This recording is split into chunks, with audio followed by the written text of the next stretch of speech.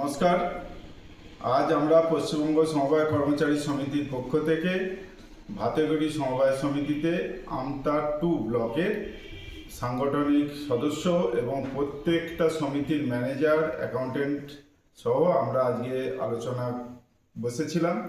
সে আলোচনায় আমাদের ঊর্ধ্বতন যে নেতৃত্ব, রাজ্য নেতৃত্ব, জেলা নেতৃত্বের সঙ্গে ব্লক নেতৃত্বের সমন্বয়, এই সমন্বয়টা যাতে বৃদ্ধি পায় এবং ব্লকের যে সমস্যা সেগুলো যাতে আমরা উপলব্ধি করে সমাধান করতে পারি, তার জন্য আজকে আমরা ফলপ্রসূ আলোচনা করেছি। তাদের ব্লক থেকে তাদের সমস্ত সমস্যাগুলো আমাদের কাছে তুলে ধরেছে। আমরা রাজ্য নেতৃত্বের বর্তমান অবস্থান, আমাদের রেজিস্ট্রেশনের অবস্থান, বেতন কাঠামোর অবস্থান নিয়ে আমরা আলোচনা করেছি। আগামী দিনে হাওড়া জেলা নেতৃত্ব তথা রাজ্য নেতৃত্বের যে আন্দোলন কর্মসূচি নেবে, সেই আন্দোলন কর্মসূচি যাতে আমরা সফলভাবে রূপায়ণ করতে পারি, তার জন্য আমরা সংঘবদ্ধ আছি এবং থাকব।